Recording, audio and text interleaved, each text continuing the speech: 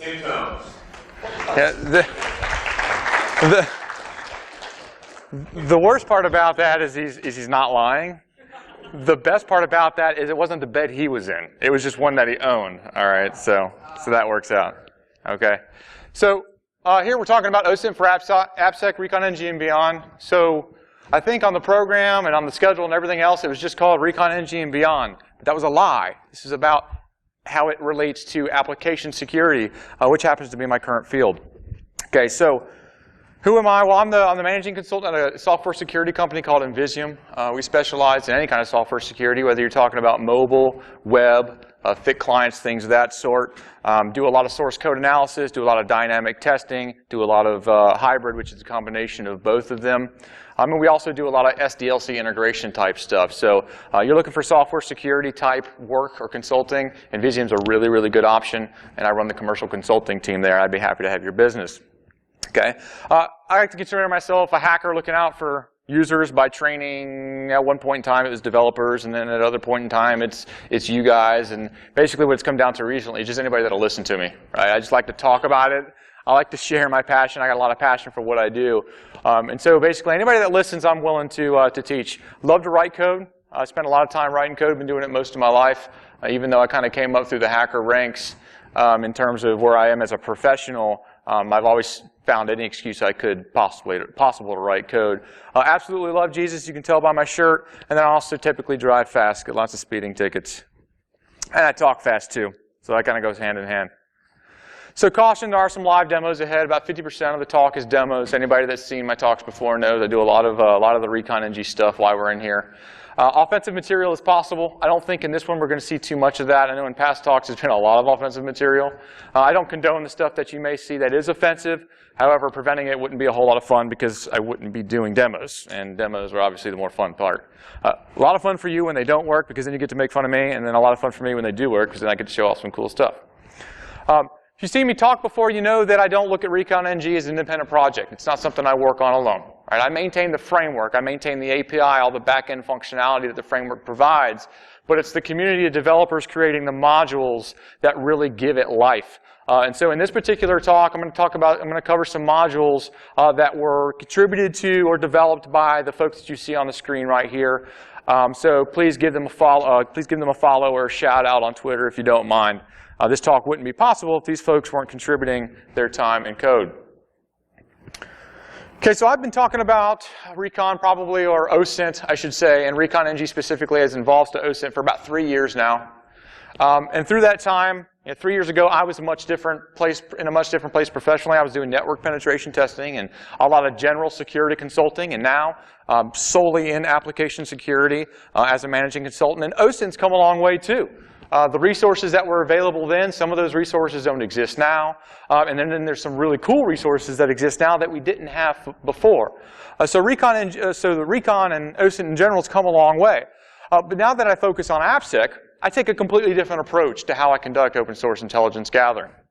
And what I figured is a lot of the reaction that I get from Recon-ng is it's so network focused. It doesn't really apply to my job in AppSec. Or I get folks in the AppSec field that come to me, and that's exactly what they say is, oh, I've played with it, but it doesn't really apply so much to me because I just deal with application security. Well, there's definitely a way to use it in a fashion that helps you there. And I figure I'm already doing that. I've got a pretty decent methodology. I'll put a little talk together, and I'll go and I'll start telling people how I apply Recon-ng and open source intelligence gathering techniques within the application security realm. And then maybe that'll help out some other folks and make the tool a little bit more useful overall. So what good is OSINT for an application security assessment if you already have the source code? So something like this is actually really relevant to us at Invisium because we have source code with just about every single assessment that we do. We are very bug focused and not so much threat focused. All right, we're out looking for every single flaw that we can find and trying to fix it at the root, which is the developer, right? The developer writing secure code, as opposed to being threat focused, where Recon and OSINT itself is more focused on a threat intel type approach. And so this is a common question that I get. And I'll concede one thing right up front, that the darker the assessment, and that when I'm talking about that, I mean like white box versus black box, the darker the assessment, the more critical OSINT or the more useful OSINT's going to be in that particular assessment. Okay? Now this is not a zero-sum game, right? Because we're ultimately after the same thing, whether you're doing dynamic testing or whether you're doing static testing, because ultimately we want our customers or our clients to make smart, educated, risk-based decisions and fix bugs, right? We want them to fix problems. And also, another thing about that is most of us in the application security community are doing dynamic testing as opposed to just straight source code analysis. Even network security firms are doing dynamic testing of web applications. So a lot of the stuff that we cover here are more on the darker side, so the information is going to be more helpful. But how do we help these companies, how do we help our clients make risk-based decisions? By showing impact, right? Because impact really is the key to making those risk decisions. If the people making those decisions don't fully understand the risk behind the flaw that we're identifying, right, then they're not going to make the best decision possible. So static analysis shouldn't really change how we show risk, right? We can still show impact through vulnerability, through the information we find in OSINT, whether we find that vulnerability through dynamic testing or whether we find that vulnerability through static testing. The only difference is, if we're doing static code analysis, we have more information. We have the capability to provide a more actionable recommendation, right? We can provide code patches. We can provide a better or more educated recommendation on how they can fix their particular architecture to present that flaw, okay? So if somebody doesn't mind, would you read that slide for me?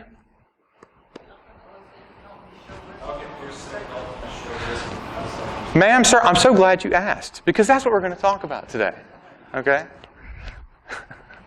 But no, seriously, if you've seen my previous talks, you know that I approach a lot of my Recon-ng talks in very in a flow, because a lot of times in network security, you have to have a piece of information before you can grab another piece, and then you got to take that piece and go get another one. So there's really a flow to it.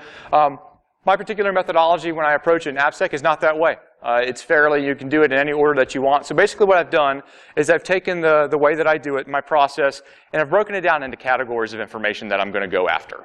So what we'll do is we'll talk about each of these categories, we'll talk about what we're looking for, we'll talk about why we're looking for that information, and then we're going to talk about how to go about getting that information using a lot of the resources that we have today.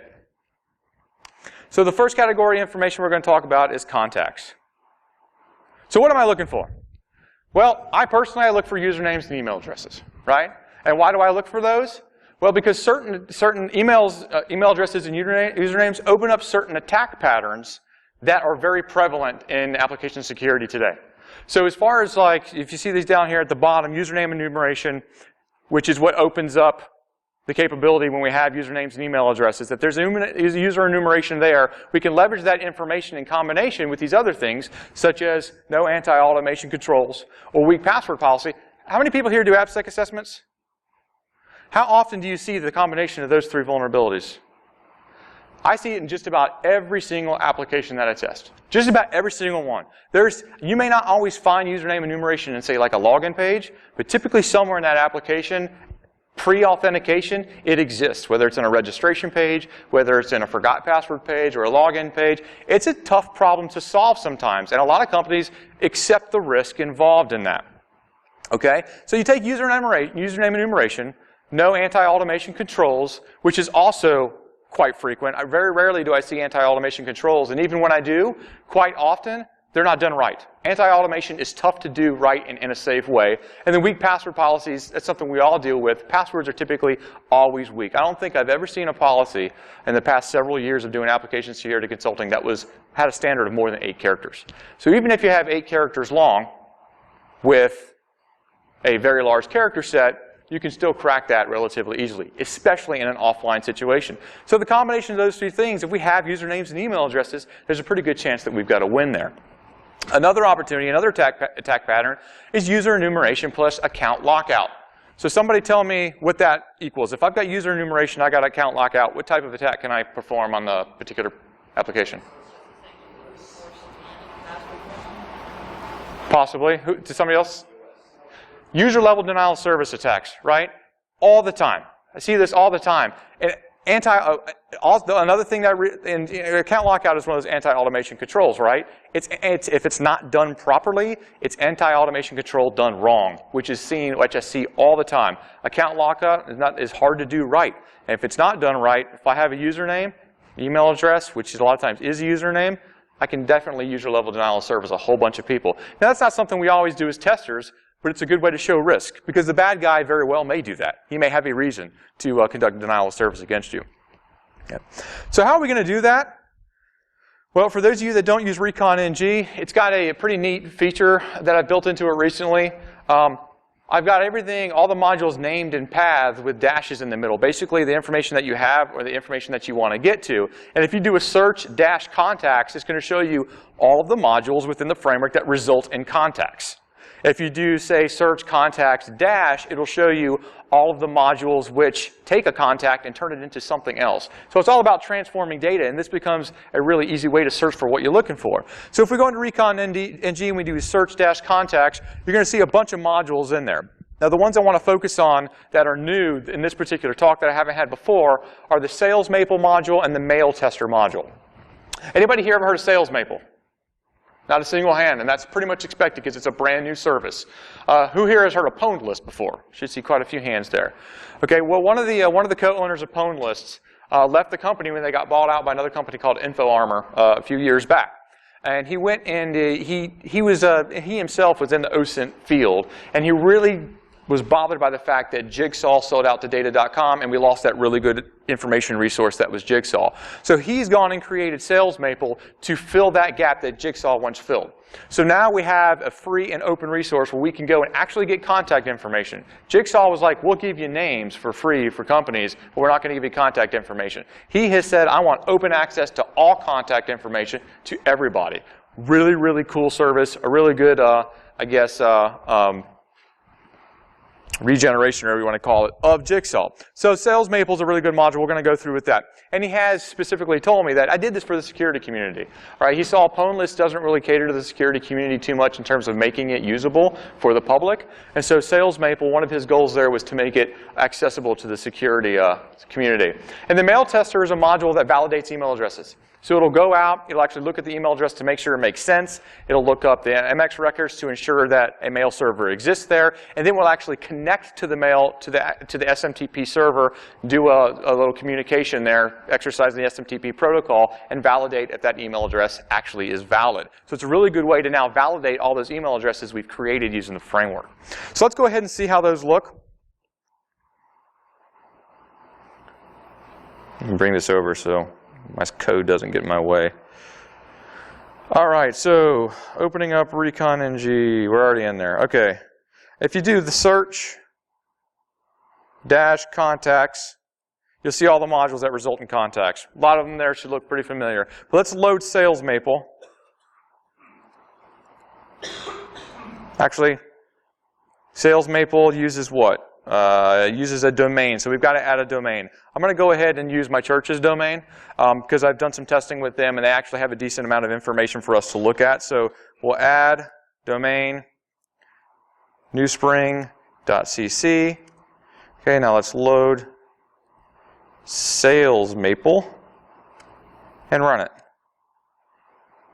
Boom. Okay, and it dumps out very quickly. We get first names, last names, and we get some email addresses. Right. So we're off and we're on our way. Let's validate those email addresses to see if they're legitimate. Okay. So let's load Mail Tester, and we'll go ahead and run it, and we'll see that we've got some issues coming back for us. Right. Unknown response from the mail server, email address did not exist on the server. So not every single SMTP server is going to actually give you the information that that email address exists. Okay, so what the Mail Tester module will do is if it doesn't exist and it can confirm that, it'll remove it. Otherwise, it'll confirm it and leave it in there for you. It looks like here they've actually rate limited me, didn't they? Fun. Sales Maple actually has an email validator as well that I'm going to be migrating this module over to their API. For the time being, this one does have a rate limiter on it, but it'll be upgraded probably here in the next couple of weeks. All right, so what are some other places? How are some other ways we can get to our contacts? Well, we can scrape EXIF data from files. This is something I've wanted to do for a long time with Recon-ng, but I've just not put in the time or the effort to actually accomplish it. But now I've done it in a thing called Metacrawler, and basically what we're talking about is using Google Dorks to find files associated with the domain, pull down those files, look through the metadata, and see if we can find actual usernames within an organization, domain usernames, or just general information about the user that created that particular file. And so I've got a module that I've written to do that called Metacrawler. Let's take a look at what that looks like.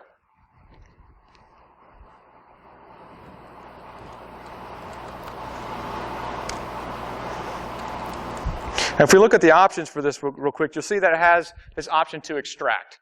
So reconnaissance, OSINT, typically passive, right? Well, if we're actually downloading files, that's an active maneuver. We're actually downloading files from their servers. So immediately right off the bat, by default, the extract option is set to false, and you'll just see which files are out there. Okay? If you want to actually extract that metadata, set that to true, and it'll go out there and extract it. So we can go ahead and run it first and see what it looks like without it.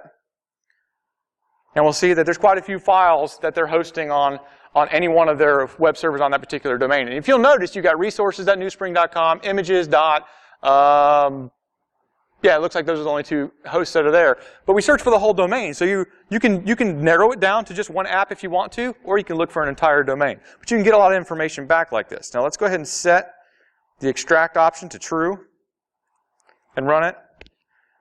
And we'll see here that it's pulling some pretty good information from there, right? Sometimes the people who were last modified by. We've got some usernames in there. Got some information about the computer name itself, which is NewSpring in that particular case. So it's a pretty good information coming back. When it says resource not a valid file, what do you think that means? Does anybody want to guess? The file doesn't exist anymore, right? You end up getting a 404 or something like that. But in any case, pretty neat stuff. Just added this week. It'll be in the master branch coming up in the next couple of weeks. But pretty useful stuff. Places we can get contacts or contact information.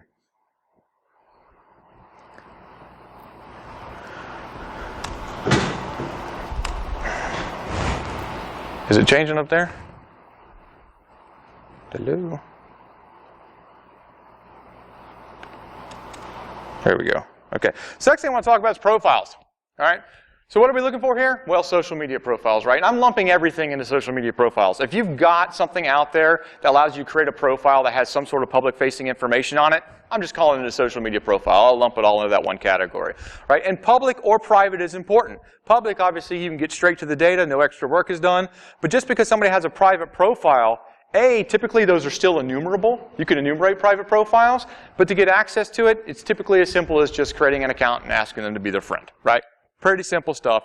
I would say that's within the scope of a contract, because anybody at any point in time can become friends with somebody on Facebook. So you're not. I don't think you're breaching scope there by doing that kind of stuff. Okay. Why do we want to do this? Once again, we've got some attack scenarios that this unlocks for us if we have that information. If we have user enumeration, we've got no anti-automation just like we did before. But in this case, say we have an in-band password reset process. How often do we come across in-band password reset processes nowadays for those of you that are doing app set testing?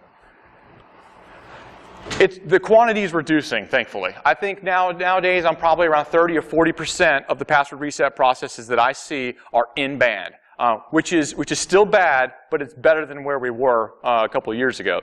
Okay? Quite often what you'll see is what's like the common thing that people use for an in-band password reset process?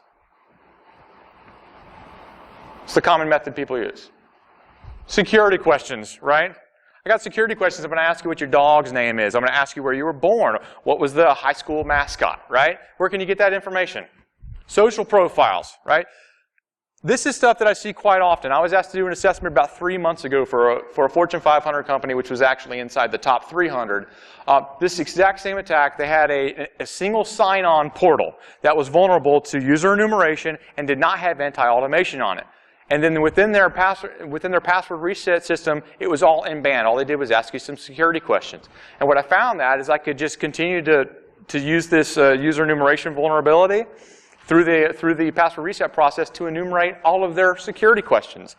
I just took the security questions for all the users I knew about, started looking through the social media profiles, gained access to enough information to reset someone's password. Once I logged into the SSO system and had access to their main portal, they had a built-in system that allowed you to look up the username for every single person within the company. Once I did that, I took that username that user's username, back to this same vulnerability, discovered all of his security questions, went and looked at him, logged in as him, then I have access to an admin account. Now, it wasn't his administrator account, but it was the user account of an administrator.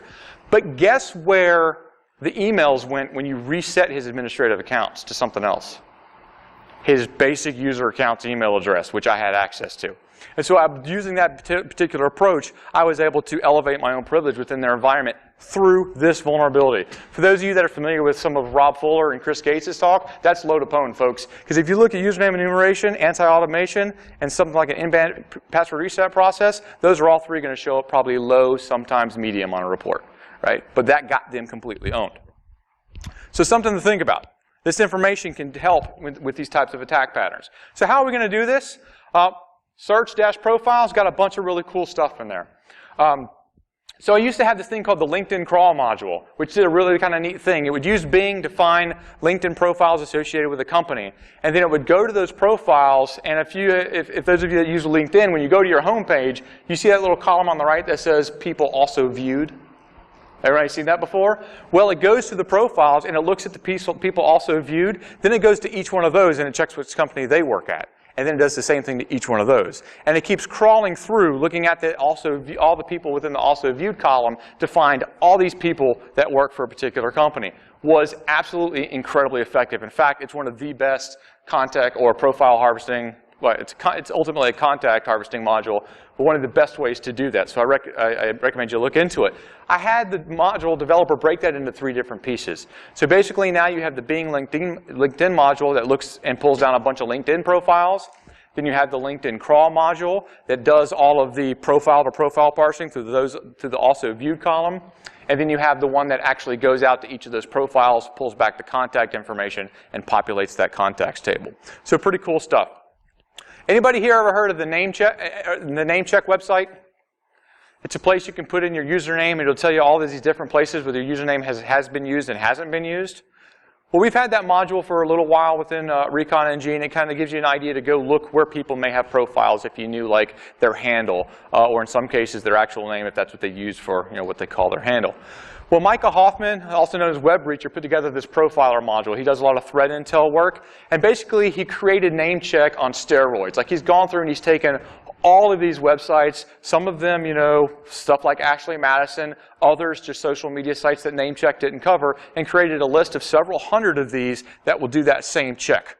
All right? Really cool stuff. A really easy way to enumerate profiles. And then lastly, Facebook directory. Does anybody know, does anybody even see, does anybody know what I'm talking about when I say Facebook directory? This is something I stumbled across. Actually, John Pullen showed it to me. He's Force Recon on Twitter a couple of weeks ago. I had no idea that this existed. I'm pretty sure most people don't. Anybody seen this before? This is cool, right? You can look up anybody with a public-facing profile. You just find their name and you whittle down in between these dashes until you get down to their actual names.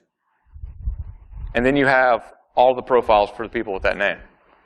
That's pretty powerful. I didn't know this existed until a few weeks ago. I built a module around it that will go down. It will automatically do all of that searching through you, whittle down to the actual person, pull all of their profiles down, and populate it in the profiles table within Recon-ng. Very cool stuff. The next step on this one, and I probably won't get it finalized until towards DerbyCon, is I'm going to make it to where it's going to take each of those profiles and confirm that they work for the companies you have in the database. And so that way you have less false positives. But Facebook directory, really cool resource for doing OSINT on folks.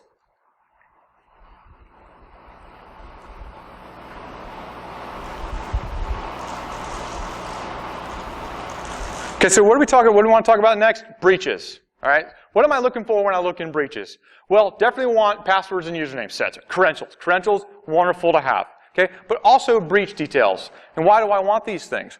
Well, first of all, password reuse is rampant, right? How often, I'm sure those of you that are doing pen testing, you see password reuse a lot in your environments, whether you're doing network pen tests or whether you're doing web application pen tests. But even if passwords aren't being reused, they're very handy for pattern analysis, something that I actually saw in the last 5 days. If you saw, say you did a pwn list dump and you had somebody's password from last October, and the password was capital A-U-T SUMMER14. What would you try right now? Capital SUMMER15, right? Autumn 14, summer 15. Guess what got us into a Citrix box? Summer 15 on 35 accounts. We only had 35 usernames, and summer 15 worked for one of them. Incredible. That kind of stuff works all the time. So if we can do that type of pattern analysis, see what you were using before, we can make a pretty good guess about what you're using now, and we have a much higher likelihood of guessing what your passwords are. And then as far as the breach details are concerned, why do we want that stuff? Because we're looking for areas of weakness, right? A lot of times, breaches are a result of some sort of web application attack. Okay, so if we can get some information on exactly how you got breached, perhaps we can find some weaknesses that are systemic through your environment, or may occur in other applications, because they typically go back to the weakness in a developer's lack of secure coding practices. So how are we going to find this stuff? Well, Searchdash credentials, right? We're looking for credentials here. That's where all of the breach data pretty much lies within Recon-ng, is within harvesting credentials. A lot of these you've already seen. This is the free pwnlist module here, which will just kind of give you a yay or nay if that particular account has been breached. There is still the pay-for pwnlist modules there. Some stuff that I may not have talked about before that's been in there for a while is the have I been pwned stuff. Anybody familiar with that? The stuff from Troy Hunt? Yeah, great stuff, right? He's got that same type of search where you can search for breach, but he also has this really neat thing where you can search pastes. So he's archiving all these pastes from these different paste websites and gives you the ability to search them. So I have that built in here, a module where you can go, you can search these pastes, and it'll come back and show you which paste has that particular string in it. Pretty cool stuff. Another place we can learn about breaches, privacyrights.org, really cool website, and it's updated regularly. It's a great place to go looking for breach information, the actual details I was talking about. Privacyrights.org, here it is. You go down here, and if you want to see, say, when was the last one that was, yeah, September 10th, 2015. What was that, 2 days ago? So that's the last time a breach happened. Say I want to see some information on the recent breach. It's got a ton of information in here. They update it. They keep it well maintained. Great place to look for details on breaches if you haven't already been using that. And then another pretty fun one out at Lenny Zeltzer's website. He has this was company hack search, which pretty much takes a bunch of hashtags from Twitter that are related to breaches and then searches Twitter with the company name or with a string that you give it. Kind of interesting. I've never got a ton of useful information out of it, but it's really quick and it can give you some quick hits. And the other thing is just do general searching, right? Your search engines can definitely help you in this particular area. Next category of information I want to talk about is technology. So what are we looking for here? Well, we're looking for client and server-side technologies. What's important about that is if I know what client-side technologies you're using, when and if I do find an exploitable vector, I have a better understanding of how I'm going to exploit it. SQL injection, knowing what type of database would be good information. Command injection, knowing what operating system you're using gives me an idea of what files I need to look for or what commands I can actually run. And when we're talking about client-side technologies, you've got these really rich client-side frameworks like Angular and Meteor that are being used nowadays. And if you can determine that those are in use, there's whole other categories of vulnerabilities associated with client-side frameworks that don't exist when you're using software that's just server-side, that's just using a server-side framework. So really important to pull this type of information down.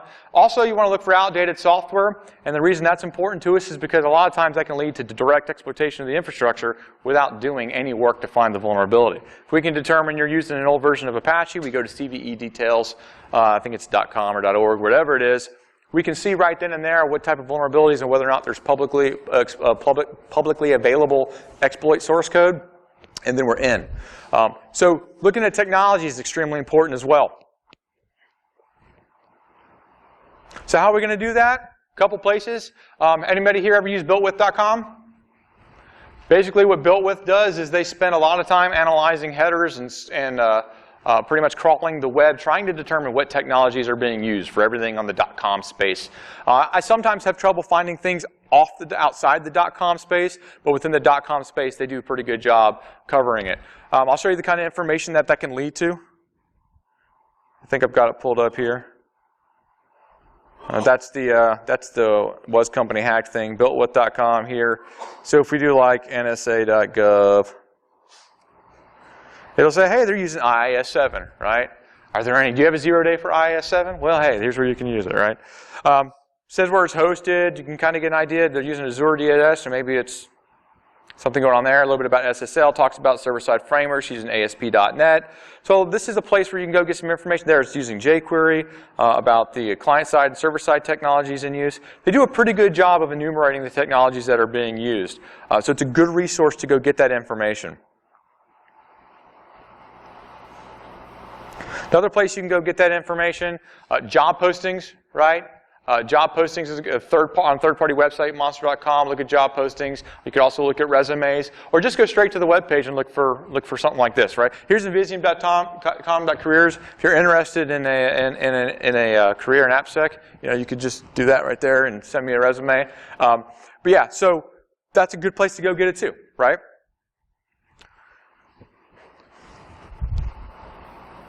So next thing, this is probably my favorite, is going and getting vulnerabilities. So what am I looking for when I go out here and I use OSINT to try to find vulnerabilities? Well, first of all, I'm looking for already readily exploitable vulnerabilities. And those of you that have seen my talks before, you know the information out there exists to do that.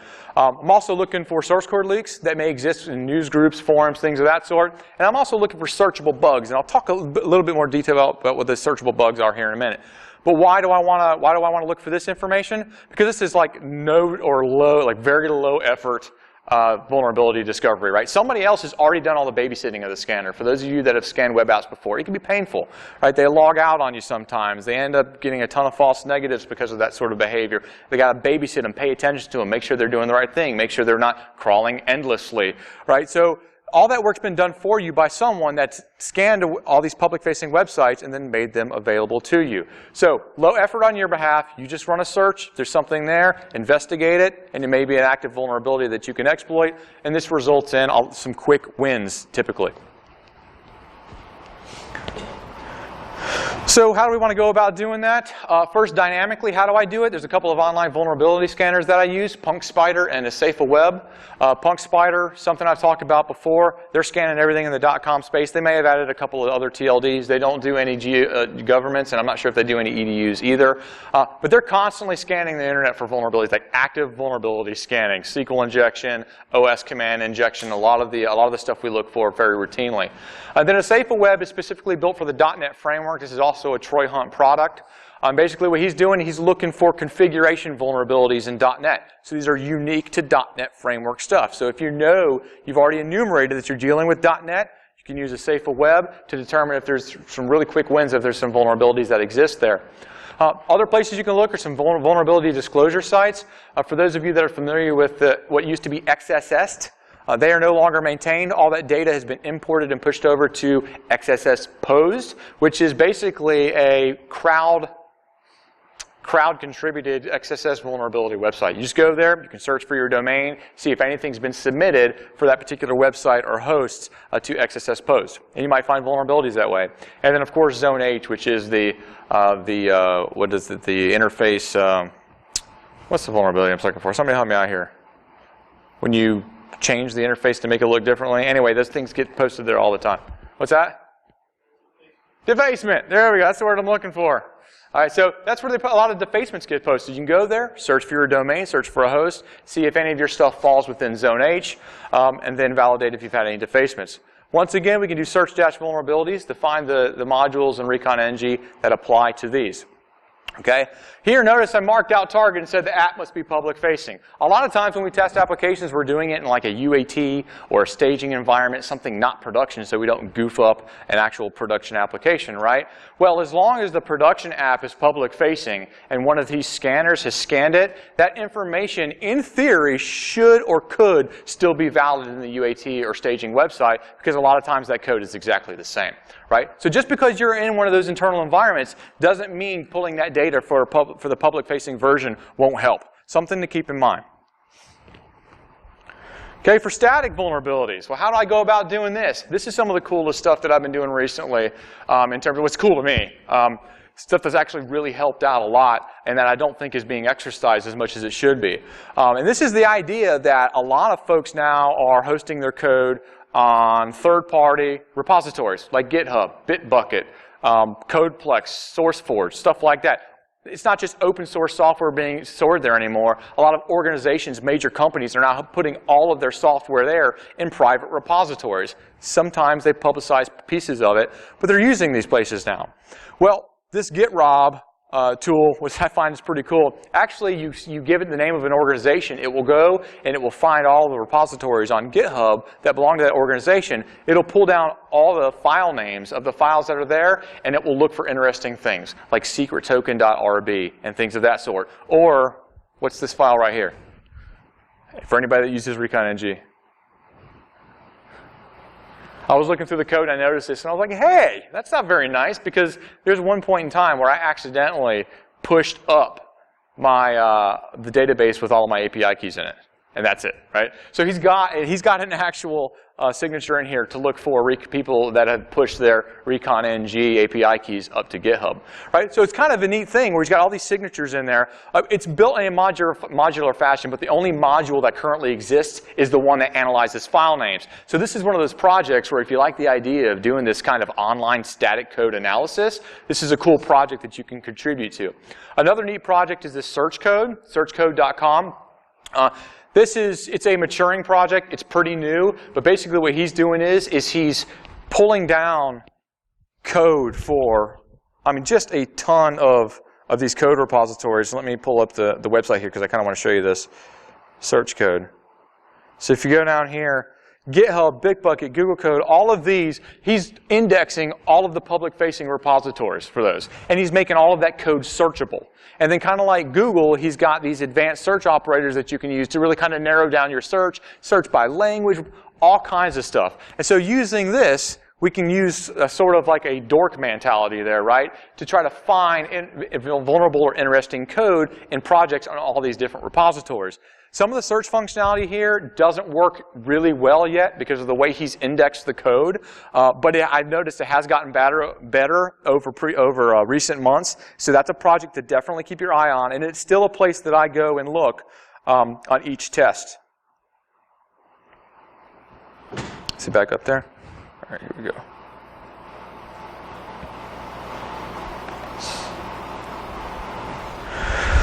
Okay, so I mentioned GitHub and Google advanced searching. If I didn't, it was the last bullet there. Well, basically what I'm getting to here is the idea of using Google Dorks and GitHub Dorks to help find vulnerabilities. Right? So GitHub dorking, right? We got two different approaches. Anybody here heard of GitHub dorking? Using the advanced search engine within GitHub to find code vulnerabilities. Probably seen some tweets about it every now and then when a new bug comes out. Everybody's quick to go to GitHub and be like, can I write an advanced search string that'll find a bunch of repositories that are vulnerable to this? Yeah, okay, cool, disclosure. All right, so the way you do this, there's two approaches that I use to do this particularly. One is using that GitHub advanced search, and then the other thing is using Google with the site operator of github.com. Okay, they both have their advantages and disadvantages. One of the disadvantages is that with GitHub, when you use these advanced search operators, it requires at least one just string that has to show up in the code. So if you use path and you're looking for a specific file name, it won't just show you all of those files. You have to list a string that's in there somewhere. In most cases, when we're looking for a vulnerability, there's a string associated with it. So it's not too much of a handicap, but it's one of those things that you have to take into account when you're using it. On the other hand, using the Google site operator makes it a little bit harder to focus on an actual target. So if your target's a domain or your target's a particular organization or repository, if you're just searching Google for it and you're already using the site operator to focus in on a domain, it's a little bit tougher to do that. Now you can, so here's some examples here. The first example is just going to give you every secret token file for Rails within GitHub. The second one will actually allow you to narrow it down to an organization and a repository if you know that information. Okay, so you can kind of do it, but it's one of the disadvantages of using Google. I like them both. I use them both actually. So I refer to the Google Git combination thing as Google Git Dorks. Don't quote me on that. I'm not really trying to start a new word thing. It's just something I throw around at work when I'm talking about it. The cool thing about it, one of the advantages to that one is you can do it on more than just GitHub. Right? That applies to Bitbucket. It applies to GitHub. It applies to anything that Google can index. Any of those code repositories that search code is looking at, Google's probably indexing. And so you can look at all those. The downside is I have noticed in looking for the exact same things, the GitHub advanced search engine is more accurate, and it's probably because Google's having to index everything, and maybe it hasn't caught it yet, or maybe it's expired and I don't know how they manage their indexes, but the results of the actual GitHub search are typically more accurate. Okay. And I've got some modules that actually do this stuff for you: GitHub Miner, GitHub Repos, and GitHub Dorks. So what GitHub Miner does, it's pretty cool stuff. You just give it an organization name, and it actually goes through and it pulls down all of the users underneath that particular company and all of the repositories. So now you have the profiles, the GitHub profiles for all of the listed developers for a particular organization. And that's going to become really key here in a few minutes. Also pulls down these GitHub repositories. Now when you go back and you pull down the repositories, you can go in and pull down gists and things like that too, which we'll talk about here in a minute. And then I've got a GitHub Dorks module, which will actually take a pre-built list of GitHub Dorks and apply them to all the repositories you've pulled down. So now within Recon-ng, you can leverage this advanced search functionality to try to find vulnerabilities in source code statically without having the source code from them, without ever sending a packet to their environment. Right, now this isn't, I mean, a lot of times it's like, well, if I could access the source code, why don't I just clone it locally and scan it, right? Well, what if your target company has 150 repositories? You're going to clone every single one of them and run a source code scanner against them all? If you're on a timed penetration test and all you're looking is for some quick wins, this is a really easy way to get some quick wins. Okay, so it's all about, what's the objective too and what's the scope. I'm just going to skip the demo on some of these because I want to get into content before the time is up, and the content's probably more important than watching the module just run. You'll be able to do that kind of stuff on your own as well. All right, so the next thing is sensitive information, just sensitive information in general. So what kind of stuff am I looking for when I talk about sensitive information? Well, number one, debugging information. Has a developer done anything and left some debugging information somewhere? Development notes, kind of the same thing. Have the developers for the organization use some sort of third-party application to leave development notes somewhere? And then out-of-band configuration storage. I know a lot of developers will say, well, I don't want to commit my config file with all my passwords and API keys and stuff to the repository. I'm going to keep it over here separately in a gist, and I'll put a basic or no config file at all in the actual repo that gets pushed out. Okay, well, why do we want to do this stuff? Pretty obvious, right? First, we can learn about some applications that may be in private repositories. So if we see some debugging notes, we see some development notes, we might find out apps that are private that we can't see, find out some information about apps that are private we can't see through just knowledge of their public exposure. Because when you have an organization like that, you can create private repos in GitHub, or you can create public ones. And quite often you'll see a number of public, and they'll have a number of private behind the scenes. Getting information about those private repos is important. That's good information to have. And then, of course, credentials and secret keys that may be in those configuration files. This is something that actually we'll talk about here in just a second. I'll give you an example. So how are we going to go about doing that? Well, first thing that we want to do is look at pastes, right? Pastebin, paste.org, all these different paste sites. Great place to go get that type of information. Extremely hard to actually find the information, right? Most of those paste sites don't have very good search capability built into them, or things are happening so rapidly, like Pastebin only allows you to search for, I think, like the past 300 pastes or something like that. So the way things are moving, if you're not constantly cataloging that information or constantly watching, you're not going to catch it. It's very difficult. So my go-to is gists. How many people here use GitHub gists? I know I use it. A couple folks? Okay.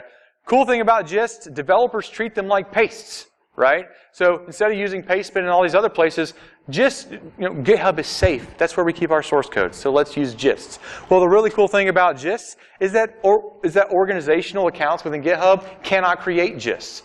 When a user of an organization creates a gist, by default is associated to his public account, right? So if they don't understand that, if they're doing, say, some debugging, or they're doing some configuration swaps between them and another developer, and they're using gists within GitHub, that gist is on their public-facing interface, not the organizational account and the access controls that come there, right? So something I've seen recently on penetration tests is I use that first GitHub Miner module to pull down all of the developers for a particular organization.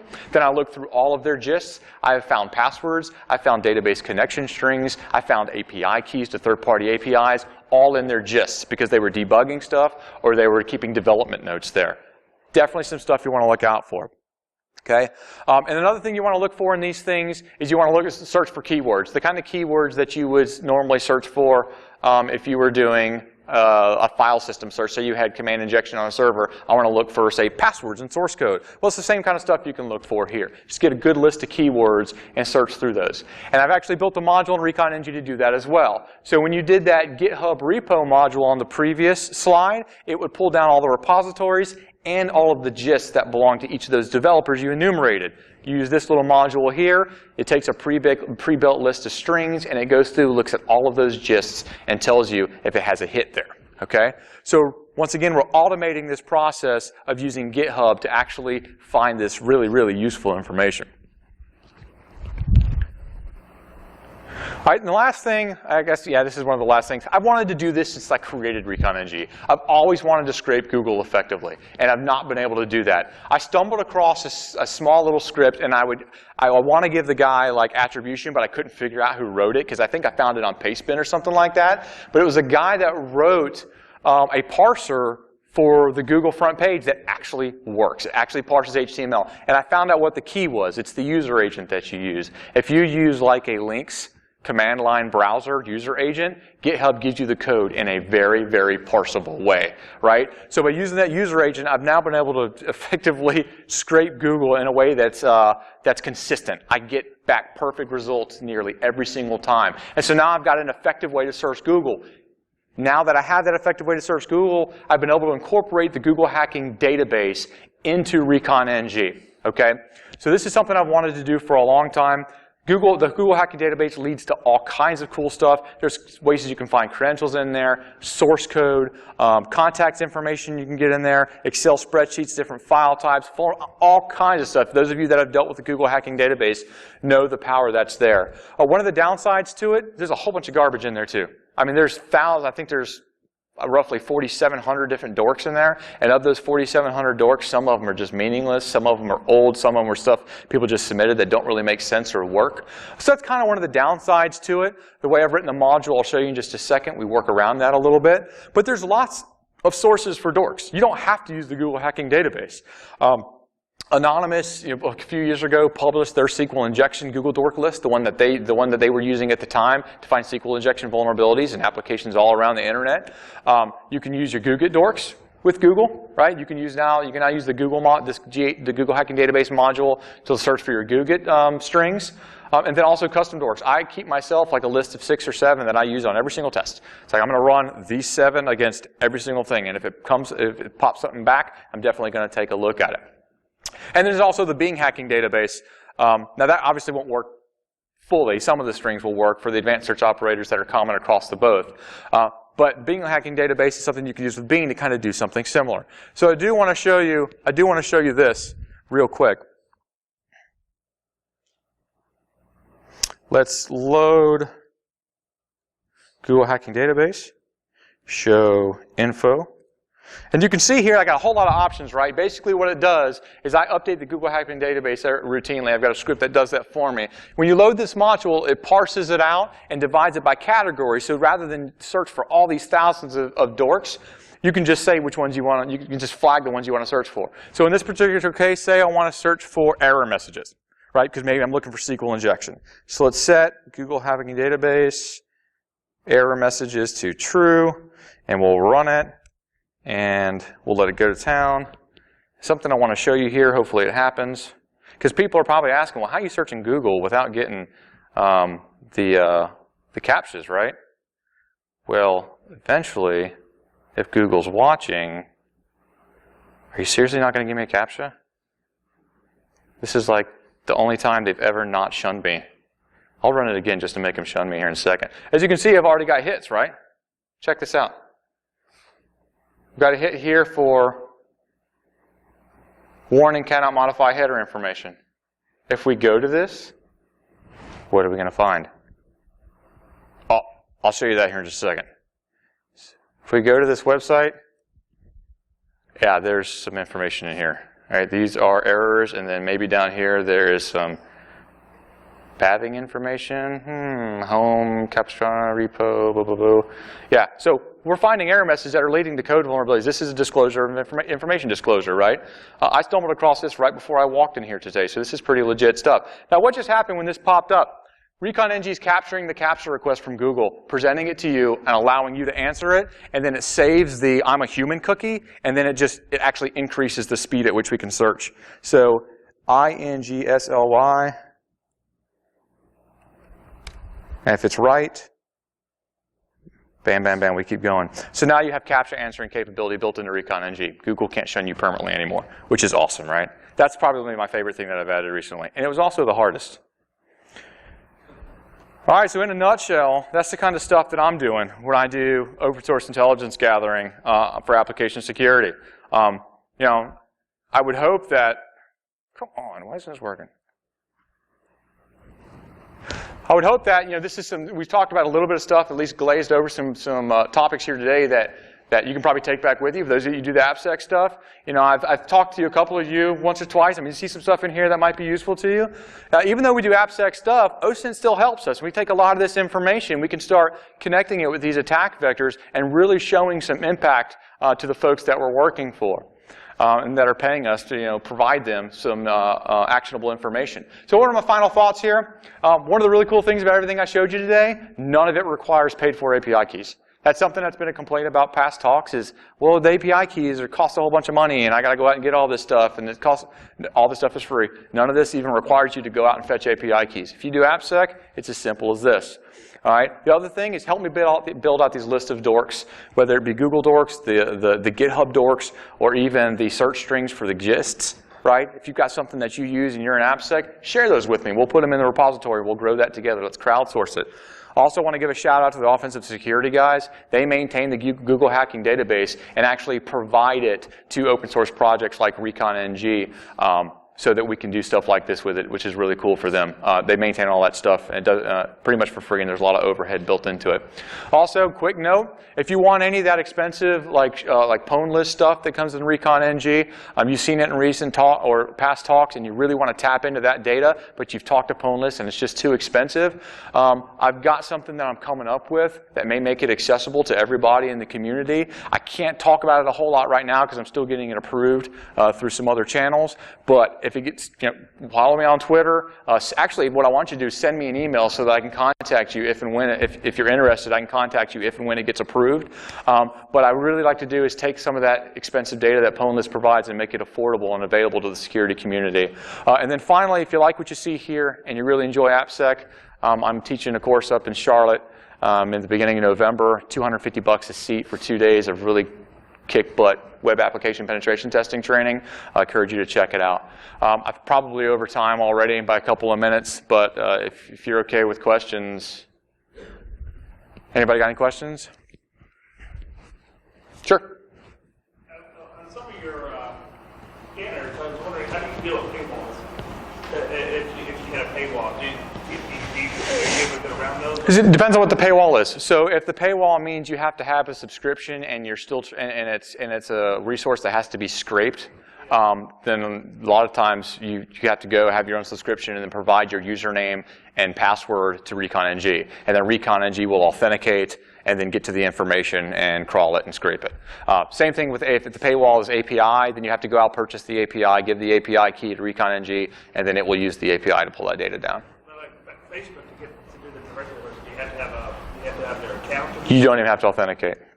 I ran into an issue with it today where it shunned me with a CAPTCHA, so I'm going to have to do some trickery with it. That's why that module has not been released yet. It's not been pushed to master branch. I'm going to do some analysis and see if there's a way to integrate that CAPTCHA into the framework so that we can actually use that resource. But even if you can't automate it, it's there for you to use through your web interface, right? And so if you've got some very specific targets, you can drill down and pull out some information on them. So it's there regardless of whether we can automate it or not. Any other questions? Mark? All right, Tim, some questions from you for them. I asked questions. Did you give out prizes? I know you answered a question at one point in time. You answered a couple of them. And then we had some other people. Right. Do you have any questions about Recon? So, Tim wrote a module called LinkedIn Crawl. It uses a particular feature of your LinkedIn profile to enumerate everyone in the company. What is it? People recently viewed. People recently viewed. Okay? All right, there's a rubber tag.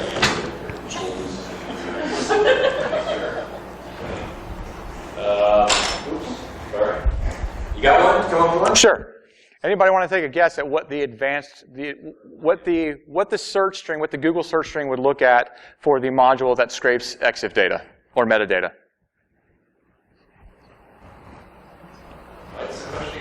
What would the Google search string look like in the background for the module that goes out and fetches files and then searches them for metadata? What Google Advanced Operator am I using? File type? Yeah. That one. The guy in the glasses, or one of those guys up there. The guy in the glasses. Both of them have glasses. Figure it out. All right. Sure. Oh, I'm sorry about that. I didn't put it up there, did I? There you go. Apologize. All right. One more. So Tim mentioned two modules that will search for the red team. Two modules that will search for websites that archive websites that have been compromised. Name one of them. One of the two modules. Right there. They archive breaches, but they're not archiving vulnerabilities. Yep, that's it. Punk Spider. Guy in the blue shirt in the back. Yeah, blue shirt in the back. Is there anything else? And that's a giveaway. So we got one more talk this evening, and we got some more giveaways at the end of this talk. And we're going to start that one up. I'm not going to be able to do demos next week. I'm literally going to have to cut out all demos. Here, let me turn these off.